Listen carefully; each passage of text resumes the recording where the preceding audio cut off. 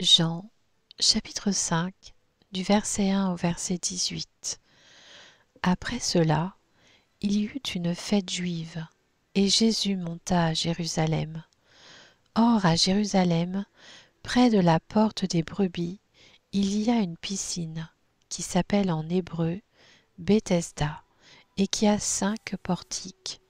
Sous ces portiques, un grand nombre de malades étaient couchés, des aveugles, des boiteux, des paralysés. Ils attendaient le mouvement de l'eau, car un ange descendait de temps en temps dans la piscine et agitait l'eau.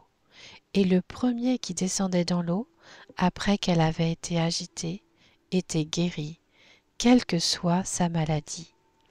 Là se trouvait un homme infirme depuis 38 ans. Jésus le vit couché, et sachant qu'il était malade depuis longtemps, il lui dit : « Veux-tu être guéri ? » L'infirme lui répondit : « Seigneur, je n'ai personne pour me plonger dans la piscine quand l'eau est agitée, et pendant que j'y vais, un autre descend avant moi. » « Lève-toi, lui dit Jésus, prends ton brancard et marche. » Aussitôt cet homme fut guéri, il prit son brancard et se mit à marcher.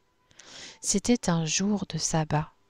Les Juifs dirent donc à celui qui avait été guéri : « C'est le sabbat, il ne t'est pas permis de porter ton brancard. » Il leur répondit : « Celui qui m'a guéri m'a dit : prends ton brancard et marche. » Ils lui demandèrent : « Qui est l'homme qui t'a dit : prends ton brancard et marche ? » Mais celui qui avait été guéri ne savait pas qui c'était, car Jésus avait disparu dans la foule qui était à cet endroit. Quelque temps plus tard, Jésus le retrouva dans le temple et lui dit : « Te voilà guéri, ne pêche plus, de peur qu'il ne t'arrive quelque chose de pire. » Cet homme s'en alla annoncer aux Juifs que c'était Jésus qui l'avait guéri. C'est pourquoi les Juifs poursuivaient Jésus et cherchaient à le faire mourir, parce qu'il avait fait cela le jour du sabbat.